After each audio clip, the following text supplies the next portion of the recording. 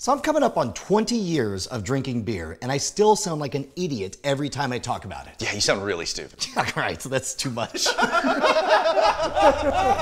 modern rogue knows how to talk about beer. All right, for all the beer that we drink, you and I still don't really know a lot about it. Dude, this is why we got the experts. We got John Rubio and Grant Davis of the Beerists. Yes, award-winning podcast. Yeah. Oh, yeah. Congratulations. Thank you. It's a tasting show. We taste 5 beers every episode. There are 4 of us, and we describe the beer and give a recommendation of whether or not we think it's worth buying. I know you brought a lot of beers. Teach us how to sound smart about them. So beer is comprised of 4 ingredients. You got water, yeast, malt, and hops. And then there's 2 categories. You're gonna have lagers and you're gonna have your ales. Ales have a higher fermentation temperature, so you're gonna get a lot more esters like fruity flavors, floral notes. And then lagers are gonna be a lot more malty and they're fermented in a cooler. Man, it sounds like I'm team lager. I never even knew I had a team until just now. What's the first one here? The first one's a Pilsner. You should expect this one to be crisp and lively, a little bit grassy and crackery in the flavor. It's a really refreshing beer. Firestone Walker's out of California. This one will be closest to the world we know of. Oh, you motherfucker. Yeah, crackers. It's good. So Pilsners is gonna be closest to what most people think of when they think of American beer, right? Correct. This is like a yellowier PBR or something. Pilsners are what a lot of the American beers are modeled after. The Bud Miller Coors are modeled after those German Pilsners. I don't know how to properly taste beer. What are we looking for here? Put it in your mouth. Well, there's 4 steps to see what you're liking about it. First is that you look at the color. You hold it up to the light, see if it's clear or hazy. This one has a golden straw color. Then you can check the aroma. Take a big old sniff there. We have these glasses because they're a lot better for aroma. You really want to smell the beer as much as you can because smell is the biggest part of taste, you know? And you really don't get the same amount of flavor when you drink straight from a can or a bottle. It's got a little bit of a grassy, crackery profile when you smell it. It's like light white floral notes in there. A little bit of honey. Then you taste it. Favorite part. That's the best part. And then you can just kind of list off what you're tasting there. And then there's the after, because it's a different experience when you're tasting and then when it's over with. Yeah, that's called the finish, actually. Okay. The finish of the beer is what is left over in your mouth after you've swallowed it. What are some of the other most common Pilsners on the market? There are a lot of great Pilsners from Germany. Pilsner Urquell's one of them. Weihenstephaner makes a bunch of them. It's the most available beer style that you can get in Germany. Most of your German imports are Pilsners or Hefeweizens. So it's really easy to just stumble onto one if you go to the store. Jokes aside, what do you think of when you drink this? Refreshing. Yeah. That it's just really crisp and light and easy to drink. This is one for during the game. Yeah, and it's not heavy on your stomach. Yeah. It's good when you're hot. Goes great with pizza. Oh yeah. Like, really. This is the beer you want for pizza. All right, what else we got? It's an IPA. It's Ballast Point Sculpin out of San Diego. I love IPAs. Yeah, that's a really good one. It's good to get very fresh. IPAs are very hoppy beers. They're ales, and the amount of hops in there make it a pretty delicate beer as far as how it can be affected by time, by temperature, by all those things. Hops tend to degrade over time, so you really want an IPA as fresh as possible. It's a great gateway beer in order to move into a lot more of the stronger flavored craft beers. I had heard an IPA is an India Pale Ale because it has a higher alcohol content so it could make the trip to India. Is that true? That was wrong. Damn. And also, the thing that you're trying to say is that it was hoppier because hops are a preservative and it helped the beer survive a boat trip. I'm gonna drink to forget But that. that's also a myth. It's a widely held myth. Apparently IPAs sprung up because people started enjoying the flavor of hops. This is a really good IPA. Oh, wait. So I remember, I paid attention. First the color. Right. We got kind of a nice cloudy golden. Yeah, really rich golden. It's very saturated. Right, then the nose. You can smell those hops, Yeah, for sure. very citrusy, piney, a little bit of pineapple. Grapefruit pith. Yep. I don't actually get much on the taste. That's much smoother than I would expect from an IPA. Yeah. I mean, I still think this has a pretty good hop bite for the bitterness. It's like a lot of grapefruit pith, a lot of rinds, and then a little bit of caramel and pine in there. You mentioned this being a pretty smooth one. It is. That's why this beer got popular. Back when IPAs were first being brewed, they tend to be very bitter and kind of hard to drink. I like those beers. I like those flavors a lot, but over time, people started to learn to use hops for their flavors and aromatics and less for the bitterness. So a lot of the new IPAs coming out now are more centered on the flavors that hop can give to the beer. And so what about the alcohol content, more or less? That's 7%. Jeez, high. So it's starting to get a little bit higher. Yeah. For an IPA, 7% is right in the middle. Navigating beer styles is kind of difficult. They're all sort of on a continuum, and a lot of them blend into each other. Especially when you're on your 8th. I also brought a pitcher if you want to dump beer that you haven't finished into it. I feel bad wasting it, but Yeah, no. at the end of the episode, Grant will drink this. It's called the King's Cup, and he has before. We have video of it. Oh my God! I'm so doing it. As soon as I said it, I thought, this has already happened. What's next? That is a stout. It's Founder's Breakfast Stout. This is a little different from a normal stout because they're adding oats, chocolate, and coffee to it. Now we're getting into the grown-up territory. This is one of those that's gonna feel like it's gonna be super dark, right? Yes, very, very dark. Okay, what makes a stout a stout? Stouts are using a darker roasted malt, so that it's gonna make it a lot heartier, a lot chocolatier. And coffee, it's gonna be a little bit thicker in body and delicious. My God, it looks like I'm just pouring syrup. It's like motor oil. This is actually not even the darkest stout you can find. There are some that are jet black. I assume everything is more intense and rich at this point. In this one, yeah. All right. Oh, the color. I see nothing. Yeah, it's completely dark brown. I see the darkness of my soul. And if you look at the head on top, it's really the color of chocolate milk. You don't Yeah. really see head Yeah. like that in very many other beer styles. To the nose. Wow. It smells like coffee. Well, and it's got oatmeal and certainly the chocolate. And normally for stouts, you don't add those things. Those are just additions to this particular beer to pop up those flavors that are naturally occurring in those malts already. I just feel like it's gonna reach out and punch me. Smell waffles. Oh, it's gonna love you, actually. It's gonna kiss you on your All forehead. right, here we go. It's very thick, the body. I was about to say. It's like, if you like coffee, you'll like this. This one seems to me like you would be a mysterious stranger in the corner of a medieval tavern about to slay everyone who touches your table. Yeah. Also, it goes really well with pancakes. No, man, this with some pancakes and some maple syrup, perfect. I'm not a big fan. You don't like chocolate though. That's true. Oh, as a matter of fact, when we did the miracle fruit, that was your complaint about Guinness. It's chocolatey. Yes, yes. I hate chocolate. Well, that's the thing. Guinness doesn't even have chocolate. But Yeah. those malts still give the impression of chocolate. Okay. I don't hate this, but it's not gonna be my go-to. So you mentioned they added chocolate. Is there like a backlash against that kind of thing? Is there kind of a purity of just the 4 ingredients of beer? Yes, I mean, there are certain groups. I went to a certain brewery that does primarily German lagers, and they were very adamant that you should only use those 4 ingredients. And they actually prided themselves on the fact that they only use water, hops, malt, and yeast. But it kind of is a throwback to this purity law thing that, what was it called? The Reinheitsgebot. Yes, which was a legal mandate that beer was only constituted of those 4 ingredients. What's it called again? The Reinheitsgebot. It's a German purity law that they use for taxation mostly. And it's a cluster of different laws that pretty much mandate that you can only make beer from, at the beginning it was 3 different ingredients because they didn't know what yeast was. Oh, geez. So they changed it to be 4 different ingredients, and it's kind of different now. It's a little bit more loose, but the Reinheitsgebot is still alive and well in some German breweries. Man, who'd have thought Germans into purity? What do we got? This is actually a Belgian quad. I have never heard those words used. So Belgian beers, a lot of the traditional Abbey style beers are either doubles, triples, or quads. These are monks who have nothing to do but get totally. These guys actually aren't monks, but it's the same kind of beer that a monk would brew. Okay, this says ABT 12. No, this is 10%. Okay. Yeah. Belgian quad, so it's Belgia. Of Belgia. Yes. Belgium. Yes. I've had a couple. Yes. Belgium. Yeah. And 4. Yes, this is I don't know what that means. Brian said he'd never heard those words before, so. Doubles, triples, and quads are really just the amount of malt and fermentable grain they're using, which results in A higher alcohol. a higher alcohol beer for a quad. So yeah, Belgian quad, St. Bernardus Abbot 12, one of the best beers in the world. So Belgian quad is the category. What should we be looking for? This is a very good example of a Belgian beer.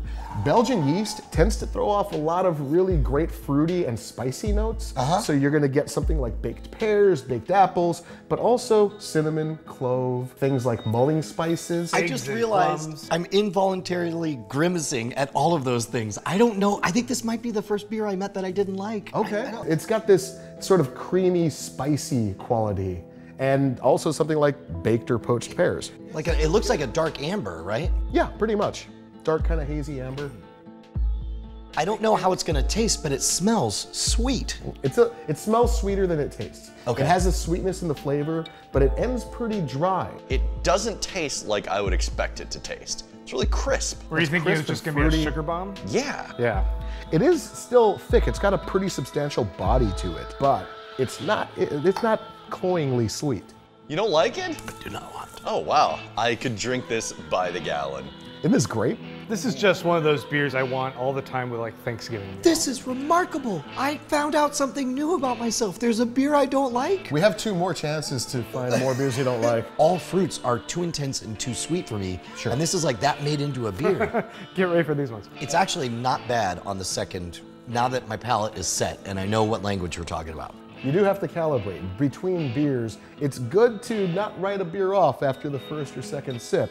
Even sometimes it'll take a couple more tries with the beer for you to clue into it. So when I first started drinking beer, I noticed that it was almost impossible for me to switch from one beer to another beer. Whatever beer was second was awful, even if you switched the order. Your palate's primed, for something else. Is that something that you learn how to pivot quicker? Because on my third sip of this, suddenly it's not nearly as intense or off-putting as it was the first time. I think you had problems with that too when we first started the show. When we first started the show, he was a brand new guy to craft beer.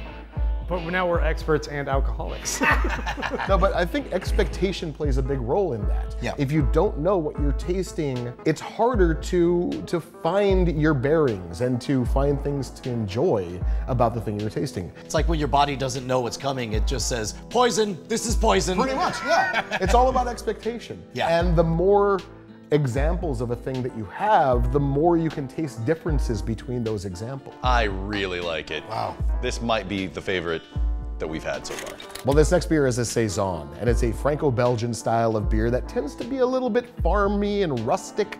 There's a lot of grassy notes in there. It tastes like the springtime. I think that's the best way I can put it. Like walking through a meadow. Yeah. And the name Saison actually means seasonal farmer. They used to give it out way back to all the farmers that would come help and till the fields, and then in the wintertime, they would have them actually help them make the beer. And this is a pretty temperamental style to brew. It's pretty temperature sensitive. I was surprised when we were doing the Rogue's Brew Kit how much it mattered that you be like at 72 degrees and so on. And when I tasted mine versus when I tasted the Brewmasters, they were very different animals. Yeah, for a very long time, you could only brew beers during certain seasons that matched up to the temperatures that you were able to ferment these beers at.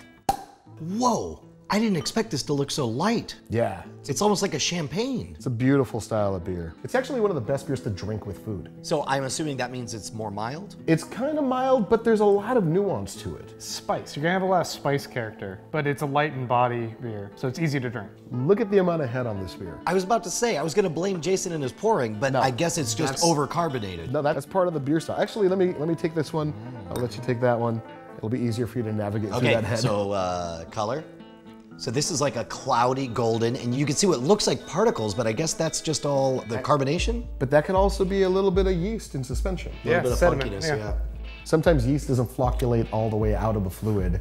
Oh, it smells really good. Yeah. Am I the only one detecting like kind of a sour tang in there? It's a little tart on the nose. There's a bit of a rotting wood thing Yeah, going all on. right. Oh, it's my favorite. A little bit of like lemon peel in there. All right, here we go. That was so much smoother than I expected. This is a beautiful beer. Very crisp, very fruity. The flavors that you're getting in the mouth, that hay-like thing, a little bit of something mushroomy. There's something kind of lemony and grassy in there. Imagine drinking that on a farm. I mean, it's constantly sunset on the farm as I drink this. Wildflowers. It's just so botanical. Grass and flowers and... It really tastes like the springtime, like what you would imagine the springtime to taste like on a farm. Beer can taste so differently, John. What's up with that? All these beers have been so different from one another. And the great thing about beer is that when you ask somebody, do you like beer? And they're like, no, I don't like beer. A lot of times what they mean is they don't like Bud Miller or Coors. Well, that's the thing, right? It's like asking somebody, do you like music? You're like, I heard music once, wasn't for me. Right, exactly. There's so many different styles of beer that we're not even covering here, like literally hundreds. Some that are fruity, that taste like wine, some that taste like a sandwich.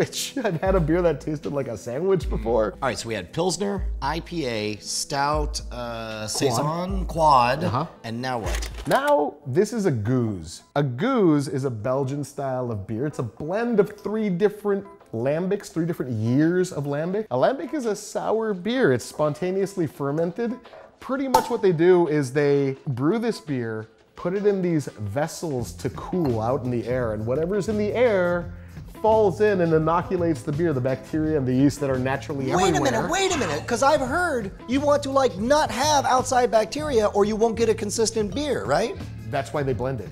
They blend 3 different years of this beer to get something that falls in This sounds like that weird ass shark food that they bury in the ice tundra and pee on it. Kinda like that. You know what I'm talking about. No, you're just making this up No, now. that's a thing, right? This beer is gonna be very, very sour, very funky and farmy. It's gonna stink a little bit. It's gonna smell like mushrooms. It smells like Willy Wonka's factory caught on fire. Oh, it's so good. This is seriously one of my favorite beers. Are you, okay? He used to hate this style. It's pungent. It smells like a burning tire factory and I love it. Yeah. Let's, color? It's kind of coppery, a little bit hazy and coppery. It's very hazy. Yeah. Because of all the It's kind of brass. particulates. Nose. Tell me Yeah, what do you guys smell. get in there?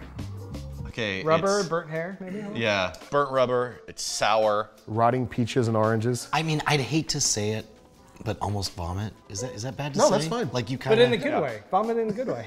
Sure. A little bit like prison hooch. Oh God. Oh, it's splashing on me. This is one of those beers that I would never pour to a Okay, newbie. and you're not joking when you say this is your favorite?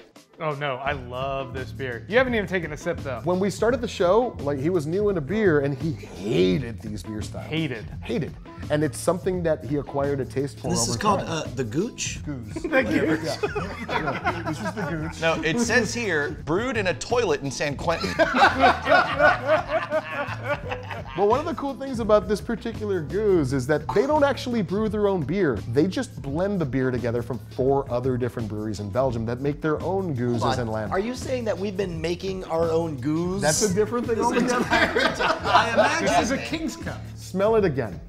You had no expectation when you started. You know what it smells like now. You're gonna notice a lot of those unpalatable aromas kind of fade into the background a little bit, and then you start getting more of a lemon, kind of fermented peach aroma. And apricot. I'll be damned if you're not right. Like it's one of those things where it's very intense to switch from one beer to another. And one tip, take a small sip when you first start. That's always what you say about something delicious. It's actually pretty good.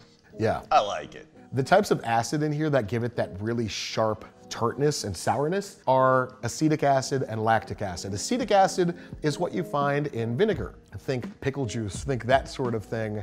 But then you have lactic acid, which is the same kind of acid that you find in sauerkraut And Sour Patch Kids. and Sour Patch Kids and yogurt. This actually tastes a lot better than it smells, because it smells horrible, but it tastes really good. So how are you feeling about this one? Glad it's last. You take turns staring off into nothing and then cringing. I honestly thought until this moment that I was a fairly accomplished beer drinker, but I just realized how little I know and how bad I need the Beerists podcast in my life. I'm glad you feel that way. Do we have any more time? Because I can pull out a little Trojan horse I brought. Wait, do we have a surprise? Are we gonna drink from a condom? I have a bit of a surprise. Murphy might not like this one, Oh God. but I do have a bottle of Bourbon County Stout What is happening? from 2015. I do like bourbon. Wait, is there bourbon in here? Oh, Goose Island, they brewed this incredible imperial stout that they aged for almost a year in bourbon barrels. All right, what is an imperial stout? An imperial stout is pretty much like a stout, like the one that we had, Like that the breakfast oatmeal stout, one, right? But Darth Vader makes it. but with like twice the ingredients sometimes. Oh my God. So this one clocks in at 14.3%. Let me get the shot glasses. So aged in bourbon barrels, I would assume significantly alters the flavor profile. Absolutely. Just a little bit. You get a lot of oak, a lot of vanilla, and then a lot of the bourbon character. And so aging it is what causes the alcohol content to be so high? No, that's because they're using a hell of a lot more malt than they usually use in a regular stout. Okay, all right, so color.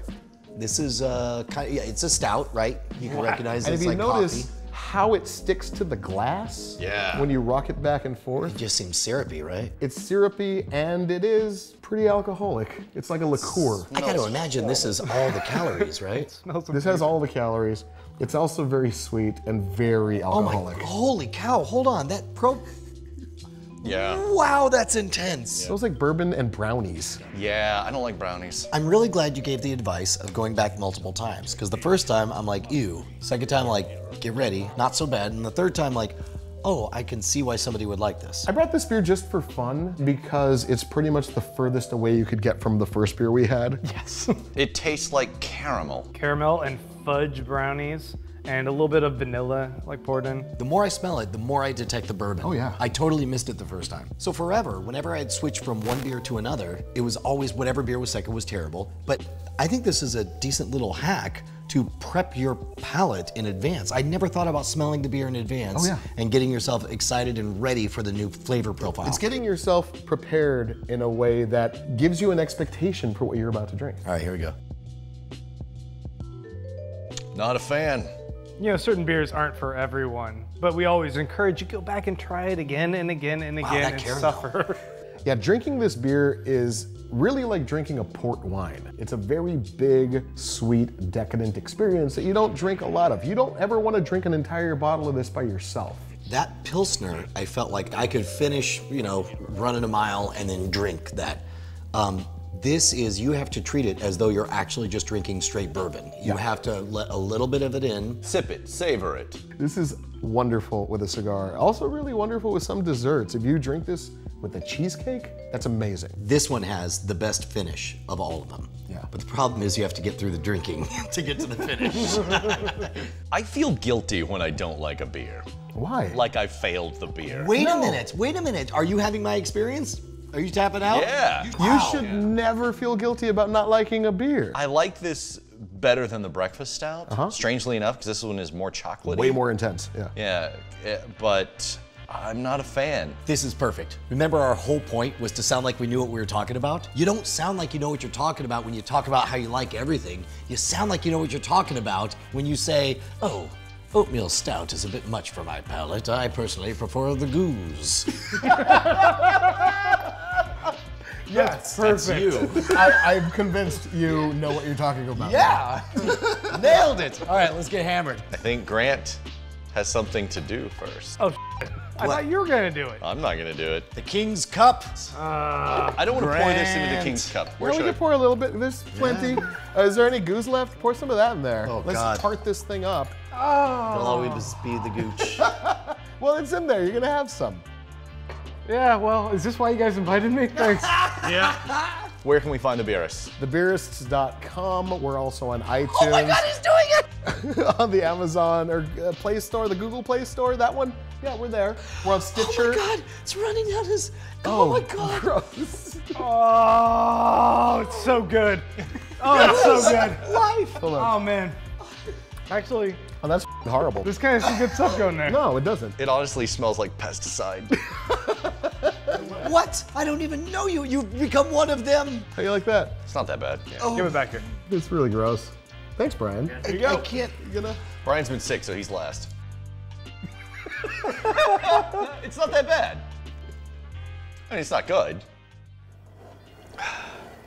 There, I did it.